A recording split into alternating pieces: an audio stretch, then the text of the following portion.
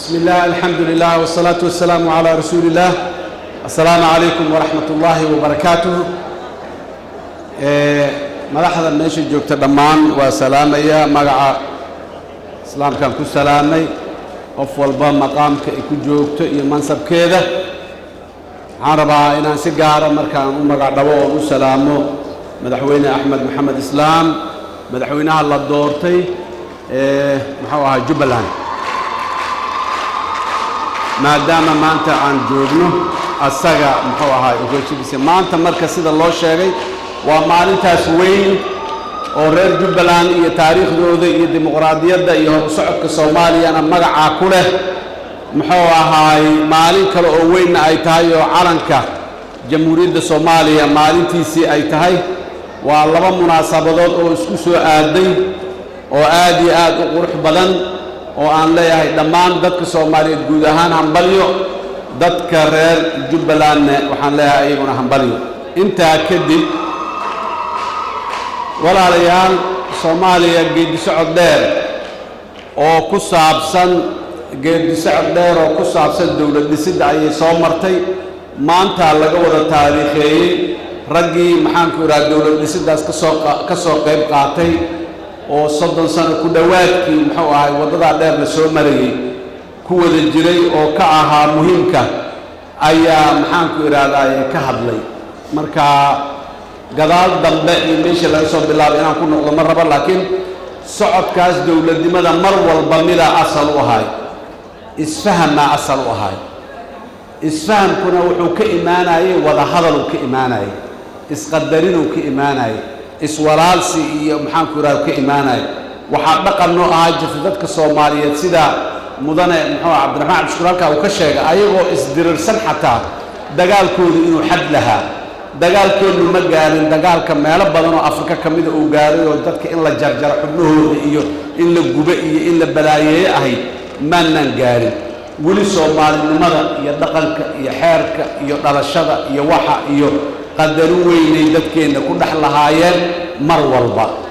waxay ahayday mid aan ku soo caanamaalnay waana mid maanta laga hadlay in ay naga ciladaysan tahay oo ay cilad naga yeelatay waxaan rabaa marka wadadaas aan rabaa in loo noqdo baaqa halkan laga jeediyay ee ahayday ee loo fadhi maayo haddii ciddii mas'uuliyadda la saaray ee lagu ogaay madaxweynaha jamhuuriyadda federaalka Soomaaliya waajibaadkiisa dastuuriga waa xadidan yihiin waajibaadkiisa dastuuriga waa xadidan yihiin waajibaad aad u ballaaran oo dheer oo maxaan ku raad dawladnimada ma laha laakiin muhiimad gaar ah ayaa loo soo qaaday intaas waajib oo madaxweynaha loogu dhiibay oo ugu horeyso inuu yahay ilaaliyaha dastuurka inuu ilaaliyo waa lagu xadgudbay waa la waxay duruufaheena gaarka marar badan waxay keenayaan in khaladaad inay dhacaan isku ceebin mayno isku eedayn mayno laakiin qaladaadka in la iska qabto laga soo noqdo la iswarsado war meeshaas maya wadadii nagama jirtaan wadada u noqon la yiraahdo oo la isdhageysto ay plan maxaana la isku dhageysanaa markii la isla fariisto la isla hadlaa la isdhageysan karaaye si kale la isku ma dhageysan karo la isku ma maqli karo marka isfaham siyaasadeed oo loo wada jiraa mar walba wuxuu ahaay cunsurka aan ku soo caanamaali jiray oo aan muxuu ahay soo isticmaali jirnay asagii marka waxaan leenahay ha loo noqdo waxyaabaha muharramaadka ah oo dhinacooda in la fiiriyaba aanay ahayn waxaa ka mid ah mandate-kii ay dawladda shacabka Soomaaliyeed dawladda siiyeen haddii uu dhammaaday meelahan luuqyada ahaan wax ka daydaya xaraan wax extension la yiraa oo dalkan ka dhacaya ma jiro madaxweyne Maxamed Cabdullaahi Farmaajo waxaa la siiyay mandate 4 sano ah mandate-kiisa 4 sano ahay 7 February 2021 ku eg yahay madaxweynuhu waqtiyaad haysataa wali fursadaad haysataa wali 15 biloodaad haysataa wali waxbaad samayn kartaa wali dadka Soomaaliyeed oo dhammaa waxaas weyn yaa raalli ka wada ah oo inay kugu kaalmeeyaan diyaar u ah muddadaas aan sheegnay ka hor xilka laguma haysto horana laguma haysanin go'aan gaarista iyo mas'uuliyadda aday ku saaran tahay laakiin qofna mas'uuliyadda mustaqbalkiisa iyo magaciisa iyo heybadiisa iyo dawlad iyo yani dadnimadiisa iyo amnigiisa iyo sharaftiisa iyo karaamadiisa iyo midda guud inta qof gaara ma saarna qaanuun iyo maxaa loo sameeyay dastuurka maxaa loo sameeyay hay'adaha dawladda ee kala duwan ha ismiisaamaan ha is ilaaliyaan leeyahay maxaa loo sameeyay waxa loo sameeyay inaan hal qof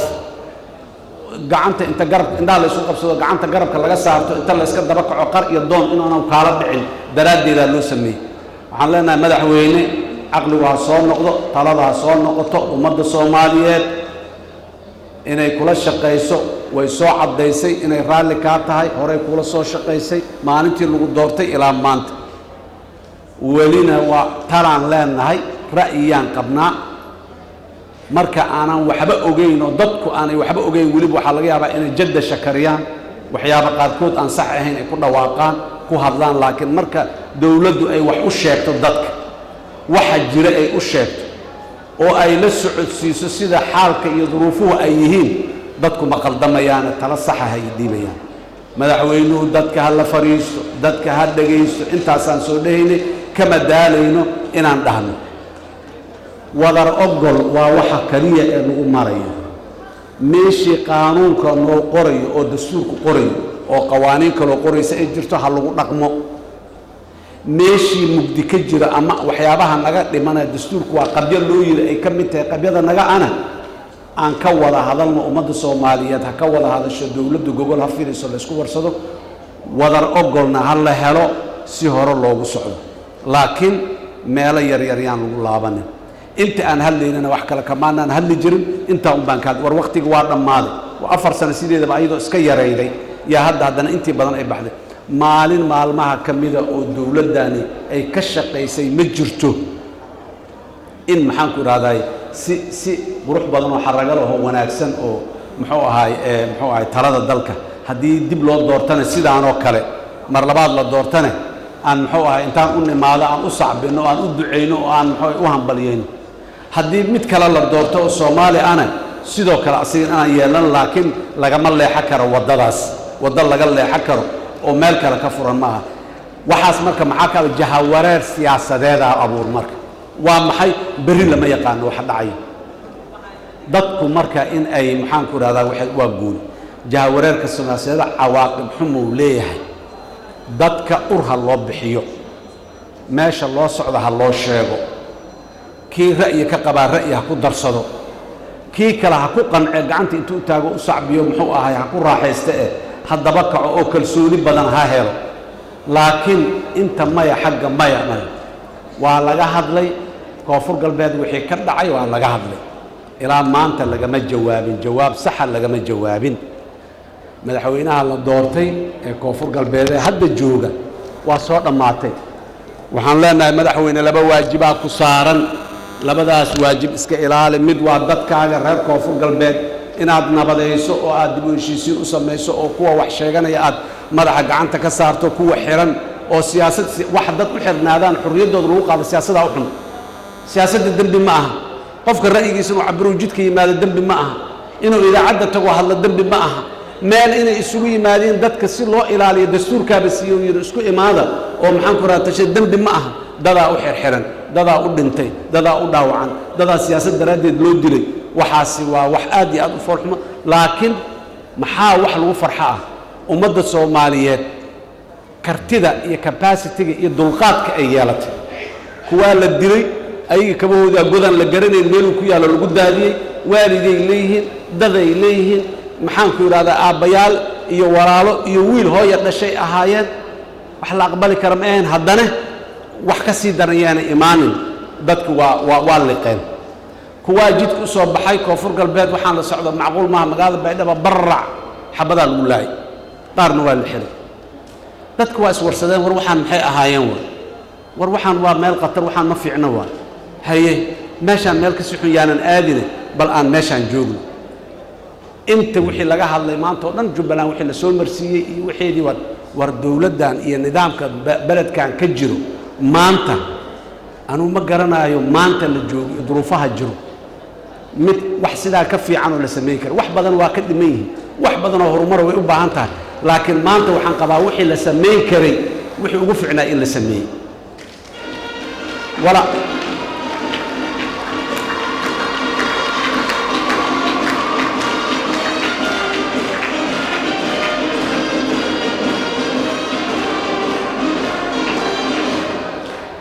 marka waxaan leenahay madaxweynaha la doortay mudana axmed asagana sidoo kale waxaan kula dardaarmaynaa dadkaas walaalaha ee tabashada qabo waxay tabashada ka qabaan waa tabasho siyaasadeed waaye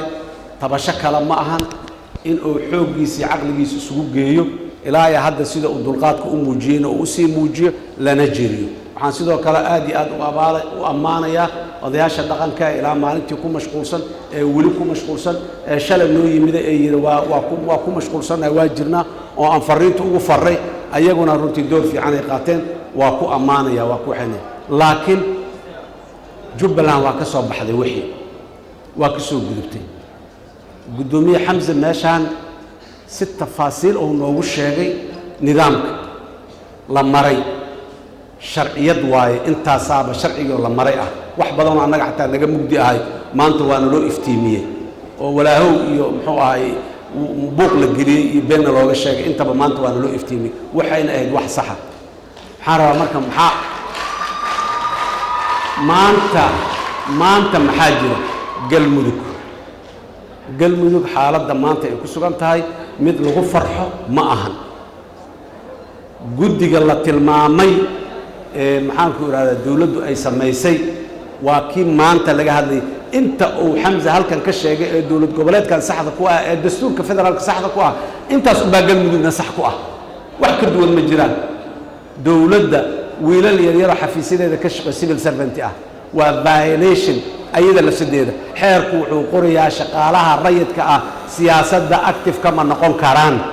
xeera qawaaniina qoraysa taalo oo jamhuuriyadda ay leedahay wiilal shaqaalaha rayidka dawladda ah agaasimayaal ah muxuu shaqaale kale ah ayaa guddigii loo magacaabay oo dawladdu ay waxaynaysaa dawladdu ma aha kaliya in sharci si yani meesha ugu hooseysa sharciga ku tumanaysa ahlu sunna wal jamaa waqad ka soo saartay inaanay ku qanacsanayn murashaxiintii tartanka inay u gashay rabay meesha galmudug la yiraahdo waqad kale ka soo saaray yaa waxaas waa violation macquul ma aha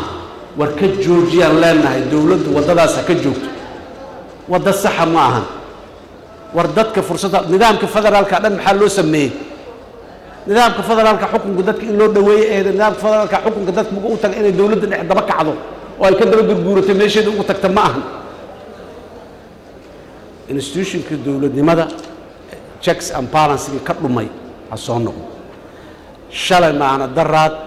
hanti dhowraha guud ee qaranka oo hay'ada ah ayaa soo saartay in lacag maqan tahay maxaa asagiya la dib loo maroojiyay inta ka hadal idaacada tag inta sheekan sheek muxuu ay saas dheh fool xumo waay maxaa ka sii horeeyay guddigii korjoontayta baarlamaanka oo maaliyadda markay yiraahdeen 42 milyan oo dollar maqan waana tanaaxeer ilaaliyaha guud xafiiskiisa soo cadeeyay dokumentiga aanay ku qoran tahay meesha ku maqan tahay maxaa la yiri guddiga dadka madaxda waa laga raacday socdaal daadka maxaa waxay tahay wax sheegaysan meeshii ku danto waa dhamaatay dawladaha marka maanta dhahayo muxuu ahaayay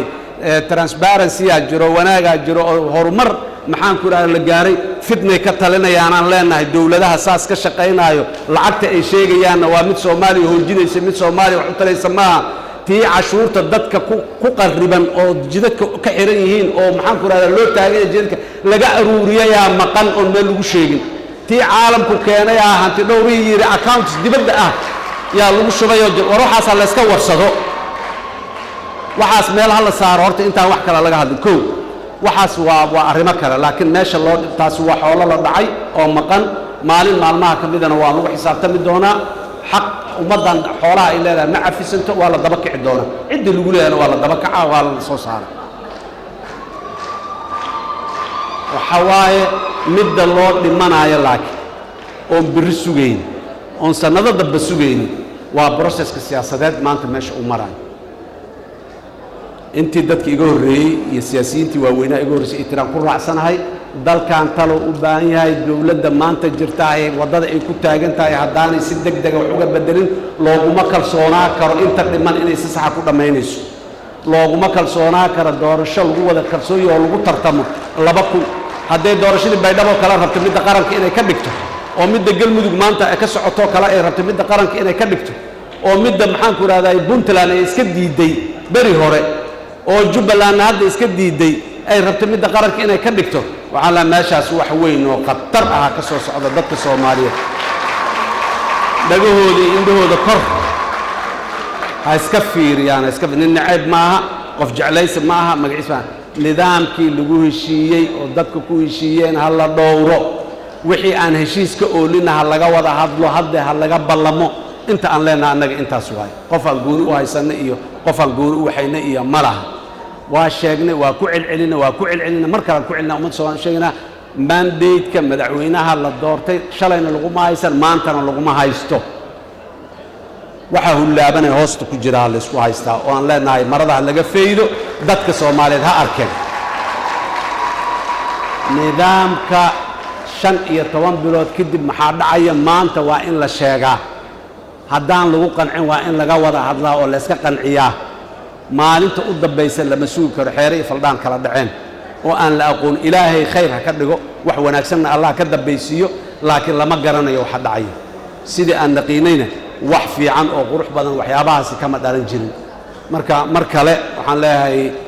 reer Jubbaland waxaan leeyahay hambalyo waa u hambalyeynaya mar kale iyo mar kale nidaamka aad ilaashateen ilaashada war walaalkii wax qabanaya muxuu ahaa la raadiyo hal daba kaco hal la heshiiyo dawladda federaalka annaga dhamaantaa inaan rabno dawladdeeni waaye heshiisna waa ka rabnaa waabana la nahay baa annaga dawladda la beddelirsanin bas xuquuqda asaasiga ah qof kastoo muwaadin ma aha siyaasinimo iyo madax muxuu ahaa xisbi iyo madaxweyne hore iyo madaxweyne kale dawlad goboleedka hore iyo maaha xuquuqda asaasiga ee muwaadin kasta leeyahay waay waxaan maanta aan sheegaynaa privilege ma aha waxaan maanta aan sheegaynaa waa xuquuqda asaasiga qaanuunkoo la ilaaliyo dastuurkoo la ilaaliyo waxa soo socdoo laga wada hadlo intaas waa inta aan leenahay muwaadin kasta waxaan si gaar ah rabaa inaan u xuso dawladda caasimadda jamhuuriyadda Soomaaliya magaalada Muqdisho isha maanta ay leedahay il ka duwan ay u baahan tahay ha eegtaan leh dhowr mar horena waa dhaanay waana ku celinaynaa dawladdu waa meesha ay ku nooshahay dawladda ma garatee ayadaa dhibka isku hayso dadka bas maaha dakhligeedii hoos u dhacay shabaabaa luuq walba galay la qaybsado waa dakhligii dadku waa dhiban yihiin dawladdu shilin hadday ka qaado shabaabaa 3 shilin ka qaado waayo war dadka dawladdan yay dawlad u tahay ma marka qaarkood su'aal taagan waa dawladdan yay dawlad u tahay su'aal taagan waa caasimadda waa meeshay dawladdu joogto wadadii dhagaxa la dhigay maalintii kale mid kale dhagax la dhigay magaalada Musa la soo gooy maanta waxay maray ganjeelayaal balad buruuf ah jidka dhexdiisa lagu dhisaa war intee maxay yihiin waxaan intee la socdaa waxaan maxay yihiin waxa lagu gaariyo ma annaga dabaala oo waxba garanin mase dadka waxa sameynaya dad waalan oo aqligooda aanan la garan karin ganjeelo jidkii weynaayo baabuurtu isku dhinac maraysa ganjeelo in lagu xiro aqligii saamaxayay muxuu ahaay xagee ka yimid dawladdu hoos u eegto dadka Muqdisho ku nool awalay political representation ayagoona haysan inay cashuur dhiibayeen dawladda dakhli kale ma hesho xamaray dakhli ka heshaa asay ku joogtaa dadkiisa raalli ka ah annaga dhanaa barinay raalliyaan ka wadanahay weli dakhliga in la sii siyaadiyaan rabnaa dadka war sici irmaanayo la maalayay haddaad maankaalka u diido xaggeed caanaha ka keenaysaa sacaan haggaa jooda haddaad tiraahood maankaalka u diido oo no yaa kii irmaanay xaggeed caanaha birri aad rabto inaad xaggeed ka keenaysaa dadka mar kalean ku celinaa dadka maragga ha laga daayo dawladdu dadka maragga ha ka dhaaftaan leenahay aad iyo aad aa u mahadsantihiin hambalyo reer Jubbaland hambalyo